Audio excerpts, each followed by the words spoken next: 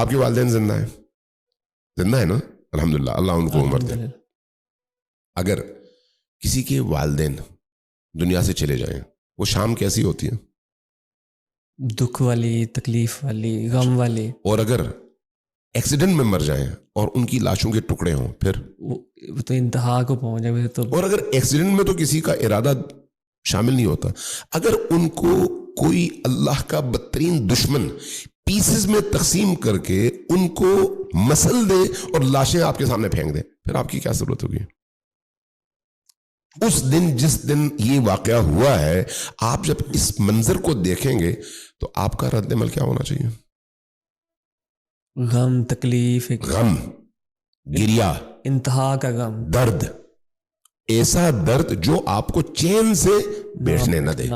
شام غریباں اس کیفیت کا نام ہے جہاں پر نبی کریم کے بچوں پر ہونے والے ظلم پر عاشور کے دن لوگ بیٹھ کر اکیلے میں یا اجتماع میں گریا کرتے ہیں. یہ وہ مقام ہے.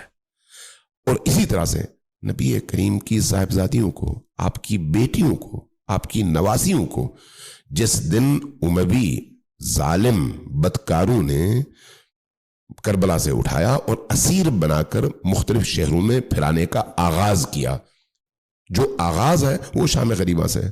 تو وہاں پر جس کے دل میں نبی کی محبت ہوگی وہ کیا کرے گا؟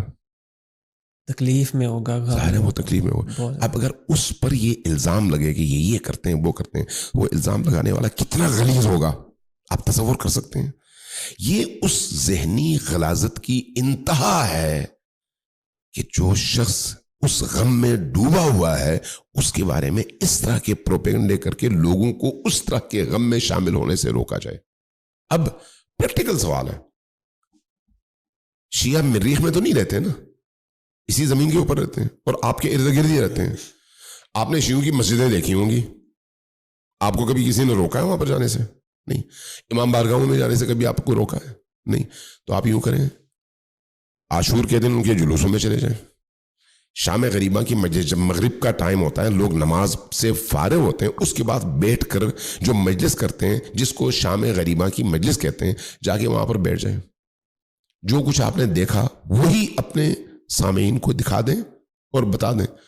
اب اس پر اگر کوئی اس طرح کے غلیظ ترین الزامات لگاتا ہے تو وہاں پر میں انا للہ و انا الیہ راجعون ہی کہہ سکتا ہوں، اور یہی کہہ سکتا ہوں کہ خدا اگر وہ قابل ہدایت ہیں تو ان کو ہدایت دے، ورنہ ان کا حشر انہی کے ساتھ کرے جنہوں نے اہل البیت پر یہ ظلم کیا ہے. میرا سوال کا اصل مقصد بھی یہی تھا تاکہ جتنی زیادہ سے زیادہ کلیئرٹیز آ سکیں،